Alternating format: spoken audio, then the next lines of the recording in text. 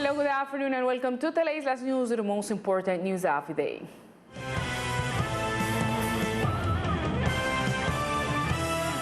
Today, the positions of other portfolio secretaries continue. On this occasion, Governor Everett Hawkins appointed the Secretaries of Public Services, Planning, and Education. At the Corral Palace, the new secretaries that will be part of the departmental cabinet were sworn in.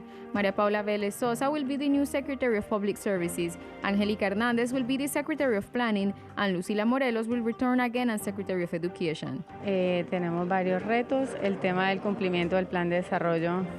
As we have just heard, we will have several challenges: the issue of compliance with the development plan, the POT, which we are in the process of updating, and the whole process that I will now get to know, and the issues of royalties for the consequence of resources and manage that money for projects in the department. Bueno, básicamente servicios públicos. As the governor said yesterday, basically in public services, we have to look at the whole issue of ecosystems. We are a biosphere reserve and we have many projects to do. Additionally, the whole issue of waste management, which is very important on the island for its operation, and we need to ensure that our island is clean for both tourists and residents. Tenemos que llegar, revisar, digamos, cómo van. We have to review how the processes are advancing, look at how we have to do during this new challenge, how to promote education in the department. We know it is not easy. We are at a time when the pandemic will not let us do what we thought to do with the issue of alternation. Therefore, we have to review and restructure how this methodology will be and how we will support our young people. It is worth mentioning that 4 secretaries were appointed yesterday and 3 more today. The governor indicated that he expects to complete his cabinet this week in order to work on his development plan, All for a New Beginning. In San Andreas, the national strike got started as evidence in the concentrations of protesters in relation to the national strike that is taking place today throughout the country. Beginning in the country, the concentration and mobilization around the national strike announced in rejection of the tax reform. Unions of different guilds here in the department have joined this demonstration, taking into account the biosecurity protocols. Sindecena, desde hace 50 años, lucha. Sindecena for 50 years has been fighting for freedom and good labor work in Colombia, helping to improve the working conditions in the territorial entities. For this reason, we are at the front of this march today, April 28th, in order to protest against the tax reform that will bring damage to our institutions here in Colombia. But many will wonder, what is the tax reform? It is an initiative of the national government that seeks to mitigate the fiscal gaps and address the doubts of the government generated because of the pandemic. According to the data from the International Monetary Fund, Colombians spend an equivalent of 4.1% of its gross domestic products on rescue measured during the pandemic. What was outraged the public is the reform, or Sustainable Solidarity Law, as the government calls it, seeks to increase some basic products and services. Teachers from Sindecena indicated how this reform affects them. Porque realmente dentro de la reforma tributaria. Article 128 talks about the allocation of SENA resources. The government would take part of our resources for the support of ICETEX, and we have seen in practice that the government is putting from the national budget very little for the collection of the taxes that are going to be collected. In this tax reform, we feel trampled on because within it, the president is going to have the power to freeze our salaries for 6 years. That is something very serious. At 2 o'clock in the afternoon, a sit-in is planned in front of the government building by the Departmental Strike Committee as part of the mobilization against tax reform. And we spoke with a professional who explained how this approval of the tax reform would affect the islands. Lisa and all the TV viewers, I say hello from here, from the town of the island, because we talked to a professional who told us a little about the context about the tax reform that is going on actually in our department and what will happen if this was approved. We want to tell us what is this and exactly how it will affect all departments. The tax reform that is now called Fiscal Sustainability Law is a necessity that our countries must have because in these times of pandemic, governments need resources so they get into debt with large sources such as the International Monetary Fund. And Colombia at this moment has a fiscal deficit of $1 110 billion pesos. One of the most controversial points is the possibility of adding tax to more products of the family basket that today are not taxed. For this item, the government will expect to collect between 7 and 8 billion pesos. However, it is valid to take into account that our department is exempt from this tax. Therefore, how will it affect our islands? What does the government want? It is to aggregate many people and many products of the family basket that logically will affect us because in San Andres we do not have the VAT, but it also affects us because we have to buy many articles in the interior of the country, and there they do not know the Law 47 of 1993, which is the one that makes this applicable to San Andres. About the income tax declaration that will also be affected if the reform is approved, the professional states.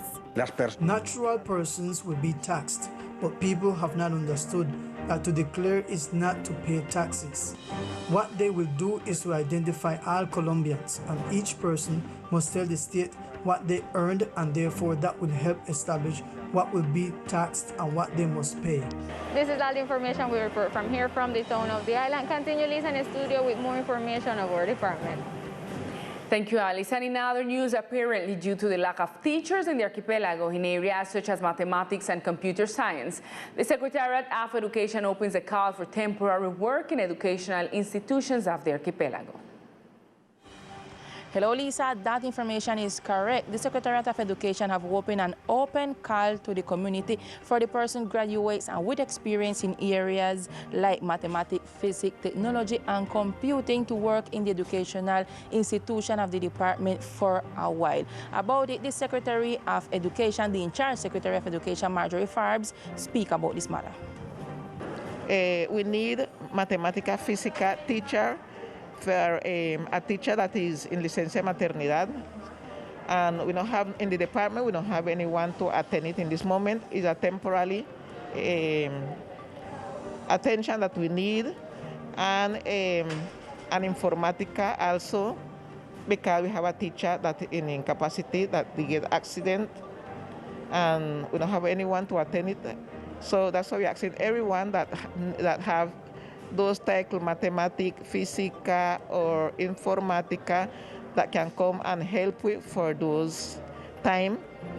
It's just temporarily, but we need to attend the necessity for the children.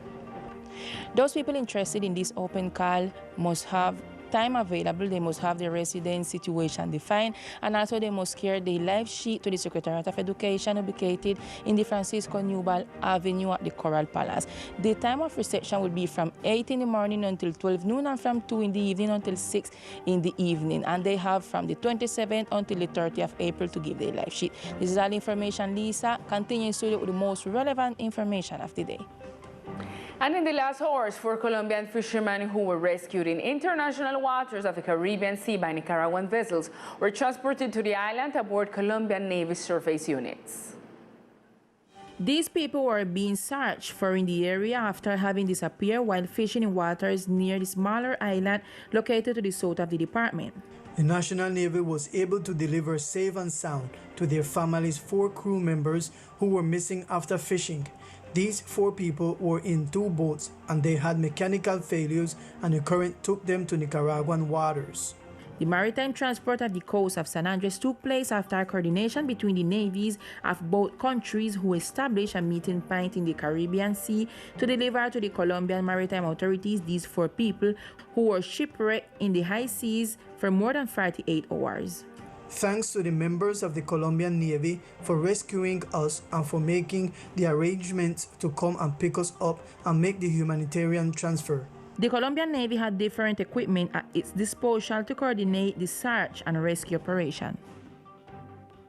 And in order to strengthen the technological and digital capabilities in the department, meetings were held a few days ago between the Ministry of ICT and the departmental government.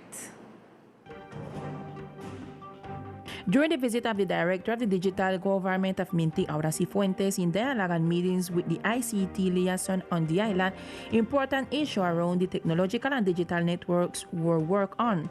Topics such as digital government policy, the model of smart cities, and offer of the direction of current projects. Cifuentes described the outcome as positive. Fue una visita muy provechosa. It was a very productive visit. I was able to meet with the government, particularly with the ICT Secretariat, with the team that has been working with the direction of digital government in recent years, and in the last few months in the structuring of PETI, in the different fronts of support that we have been working on for the digital transformation of the public entity to be strengthened. The idea is that the government and the ICT ministry can continue working hand in hand. For this reason, several work fronts were prioritized. Incluso San Andrés es una entidad que está priorizada en diferentes. Even San Andrés is an entity that is prioritized in many projects for this 2021, such as the issue of smart cities and territories. We are also going to do a series of trainings in terms of capacity building for community managers, for communication in social networks, and strengthening of public capacities in the different courses and programs that we have. With excitement, the director of the digital movement of MINTIC highlighted the fact of continuing to work with the archipelago and being able to share the result with the community. And now let's get to know other facts that are making news in our brief news sections of today.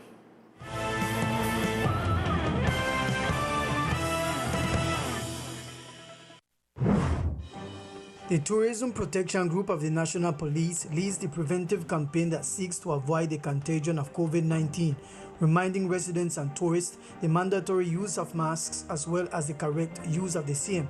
During the activity, the uniformed personnel delivered these elements important to prevent the spread of the virus, as well as the recommendations needed, such as not attending places with high presence of people and hand washing as constant as possible. The black crab closed season continues in the archipelago, which started last April 1st and will continue until July 31st. For this reason, the Environmental Corporation for the Sustainable Development, Coralina, reminds the citizens that during this time, the purchase, sale, and commercialization of the species are forbidden. Likewise, the entity invites tourists not to consume crab during this season.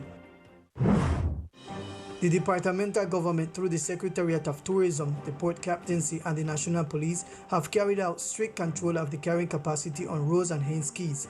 Due to the work of inspectors and lifeguards, they've managed to maintain an average of 588 people, which keeps half of the capacity that normally visit the Keys.